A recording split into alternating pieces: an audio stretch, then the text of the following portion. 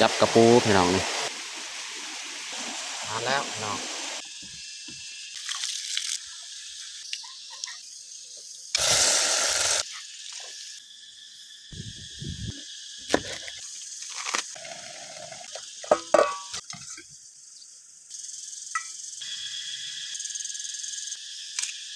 อย่าลืมกดไลค์กดแชร์และกดติดตามเด้อพี่น้อง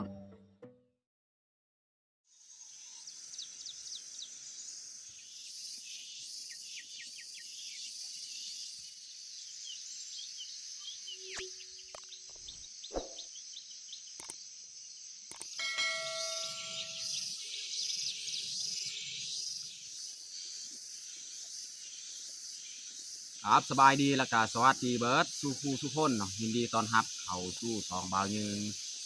มื้อนี้ก็พาเมียเขาให้สีมาเสียหญ้าให้ต่อเนาะก็คือเขาพัดกันเปลี่ยนไปเมื่อวานนี่ก็ไปอยู่ส่วนให้เก้าหันเนาะเพราะว่าน้องแพงกับไม่ค่อยสบายแต่เดี๋ยวนี้ก็ไม่ค่อยสบายปานใดแต่ว่าเขาก็เผากลับจังหน่อยเนาะบัดเขาเสียคัดเขาแล้วกินเฮ็ดยากแล้วเขาก็กลับอีก ว่าน้องแพงก็ไม่ค่อยสบายแต่ว่าเฮาก็จำเป็นต้องได้เข้าให้เพราะว่าหญ้าของเฮานี่มันลายของเฮานี่ของคนในหมู่บ้านบ้านเฮานี่เขาเจ้านี่เสียหญ้าจากเบิดแล้วเฮากับเมียนี่ยังลายเนาะเพราะว่าเขาเจ้านี่ได้เสียช่วงเขาซักแต่ว่าเฮากับเมียนี่บ่ได้เสียเฮาซักก่อนเลยถึงเสียก็เลยเฮาต้องได้ญาติเขามาเสียคัดเช้าให้กินให้ยากแล้วแล้วก็กลับบ้านน้องแพงก็ไม่ค่อยสบายปานใดนะ โอเคไม่ได้ทุกคนติดตามเบิ้งติดตามชมกับพวกเฮาได้ยาวๆเลยแดดกะออกแล้วเพราะว่ามื้อนี้นี่หมอกเมฆบ่ค่อยลายปานใดนะพี่น้องเนาะนี่ตะเวนขึ้นแหละเราก็สิขึ้นเสียบอลเก้านี่แหละพี่น้องเนาะบอลหญ้ามัน6 หันเนาะโอ้พี่น้องอยู่เทิงหันบอลหันแดดยังบ่ทันถึกซอง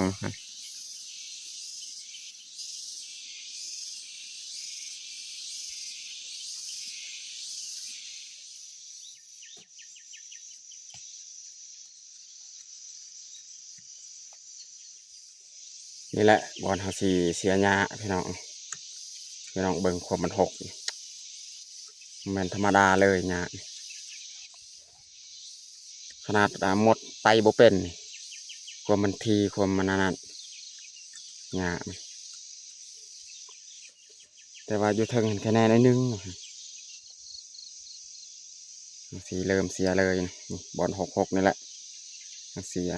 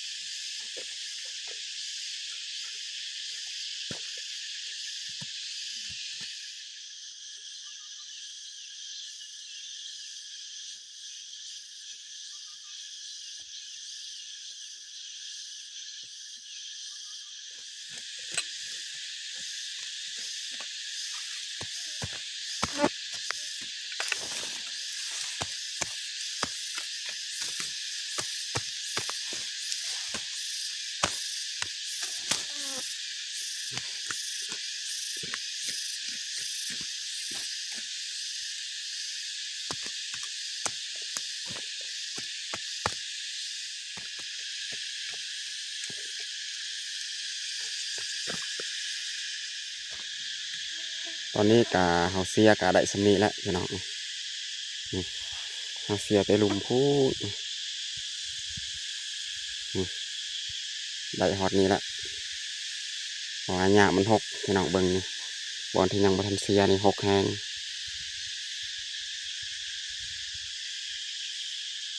เอาสิพักเที่ยงพี่น้องหาเห็ดกับข้าวกับน้ำมากินก่อนนะพี่น้อง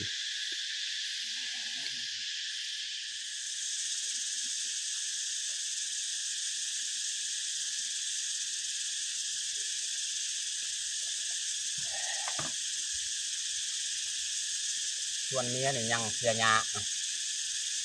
เราค่อยสิไปยามกับดักก่อนนะพี่น้องเนาะ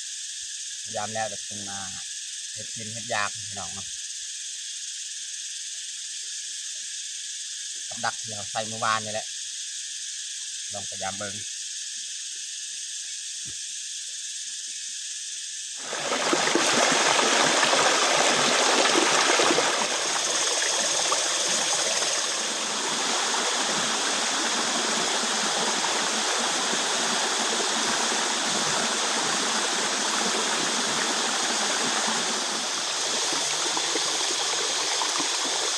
เก็บผักกูดพี่น้อง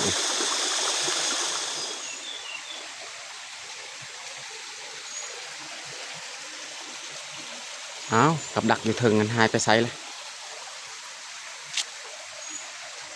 อู้มันลั่นพี่น้อง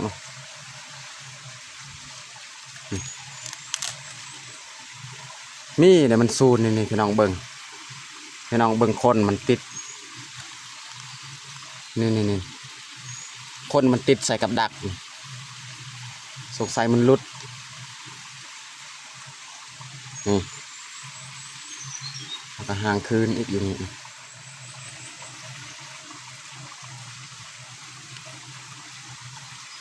ห่างไว้อีกพี่น้องเนาะ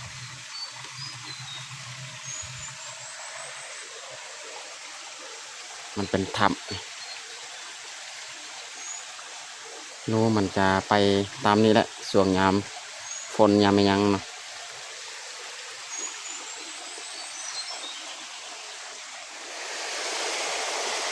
จับกระปูพี่น้องนี่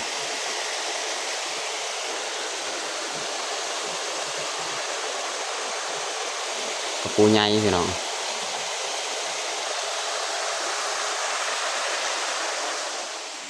มาแล้วพี่น้องเอ้ยนี่ได้แล้วตัวหนึ่งพี่น้องโอ้หมดตอมเบิดแต่พี่น้องเอ้ยนี่หมดตอมพี่น้องเอ้ย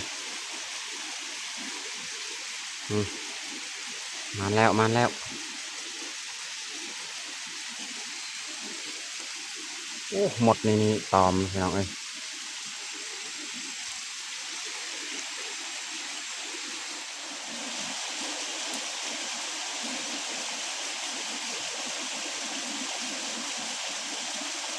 มาแล้วพี่น้องแต้มหนึ่งหมดตอมพี่น้องเนาะ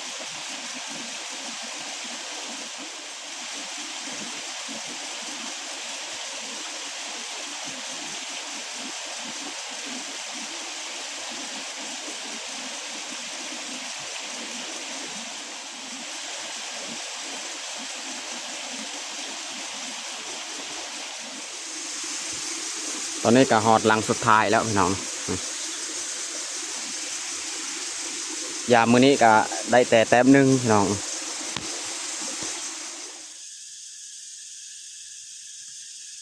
ตอนนี้เขากามาแต่ยามกับดักเรียบร้อยพี่น้อง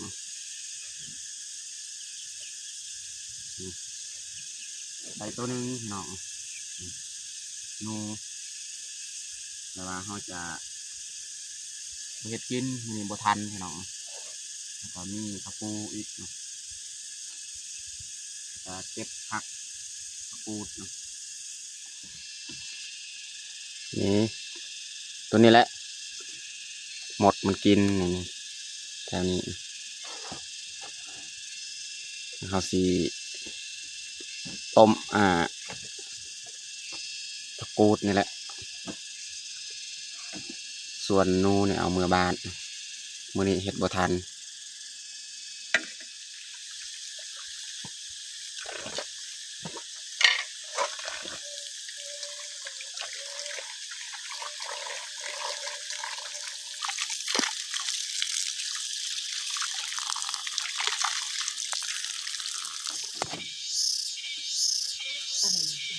ที่ทอดไข่ก่อนเนาะแล้วจึงต้มม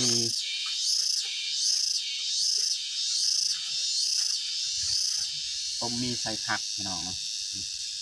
ผักเอามาจากบ้าน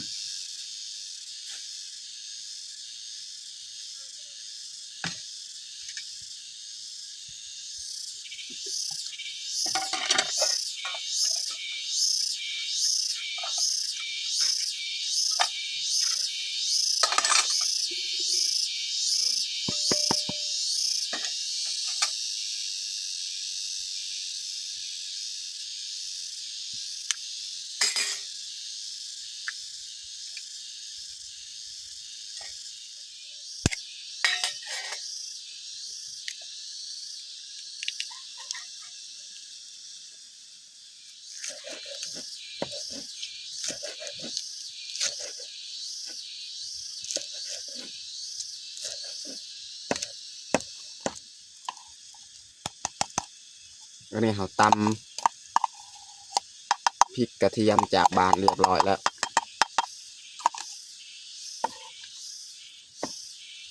ใส่หอมบัว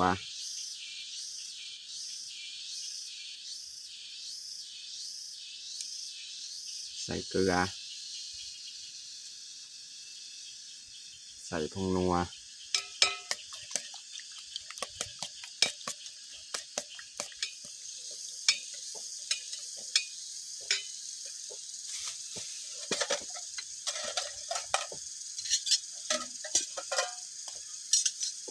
เขาสีทอดเลยไข่ส่วนเนี้ยเนี่ยไปสักเครื่อง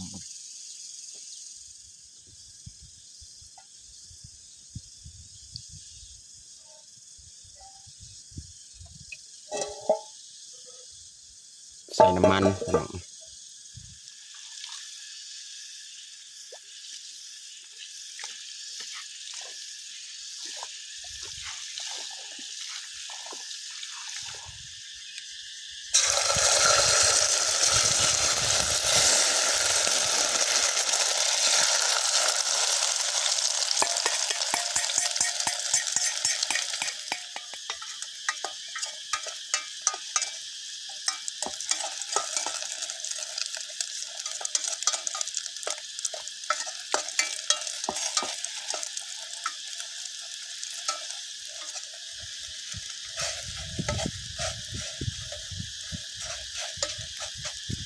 เป็นแผ่นเลยพี่น้อง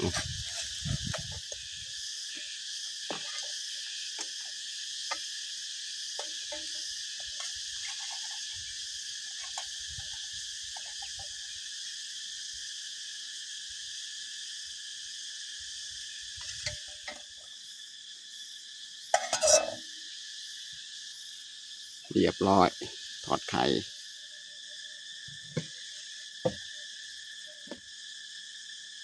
เอาน้ำปลาหยอดใส่อ่องกระปูพี่น้องจะใส่ผักกูดเนาะจะใส่ยอดบวบ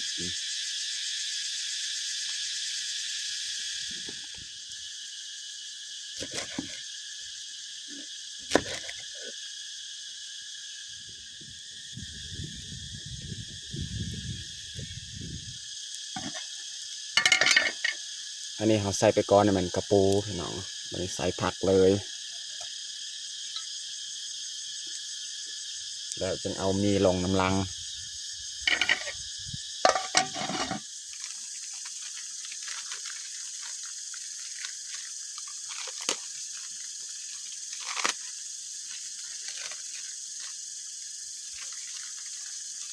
นี่เป็นมีเวียดพี่น้องเนาะส่วนร้ายเนี่ยมันมีเนี่ยเขาจะกินของเวียดเนาะแต่ว่าเกลือเป็นนัวเนี่ยมันของไทยเขากิน เกลือเนี่ยเป็นของลาวอีกของลาวเขาเองมีเอฟซีเป็นว่าเบายึ่งนี่กินมามีเดียดป่ะแมนอันนี้แมนมามีเดียด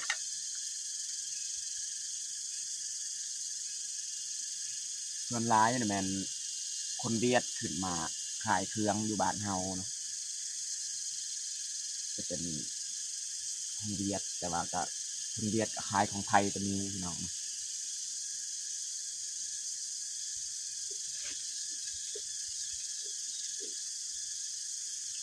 ประเภทเครื่องดื่มยังเนี่ยแมนของไทยเบิดส่วนลายเป็นของไทยกินน้ำหวานน้ำส้ม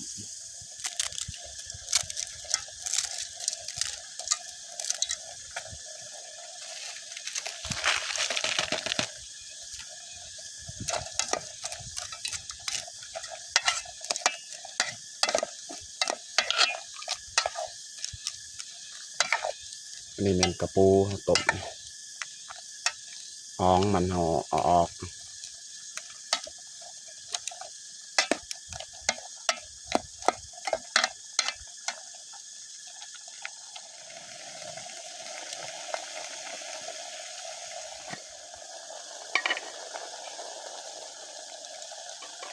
สุกเรียบร้อยแล้ว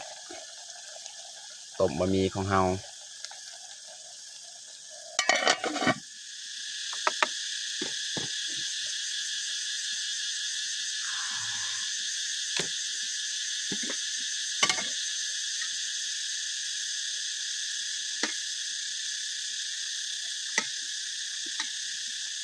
ปลาไว้ให้มันเย็นก่อนพี่น้อง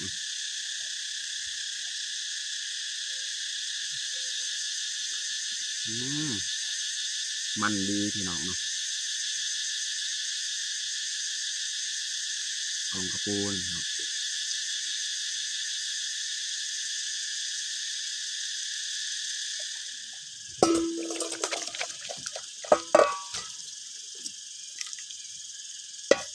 ลวกบะหมี่พี่น้องเนาะต้มกระปูไปน้ำ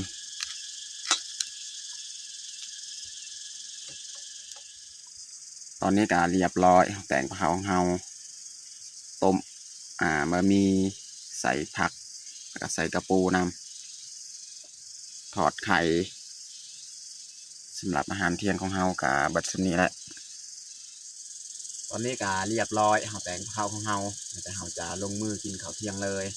เอามาทุกคนมากินข้าวเที่ยงน้ำกัน มากินข้าวเที่ยงน้ำกัน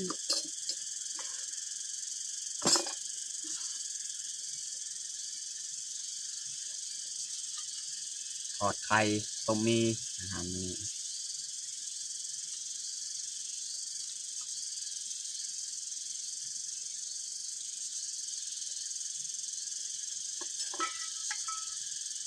ต้องบอกไข่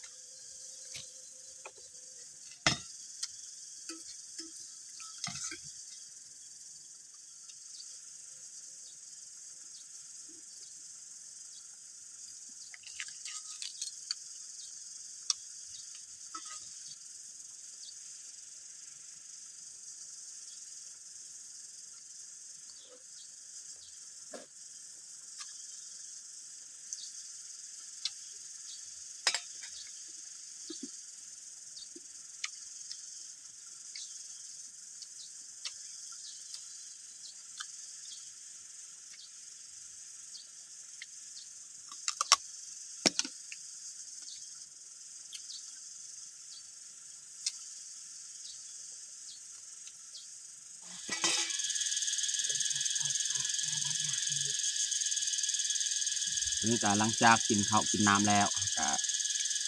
กินกล้วยอีก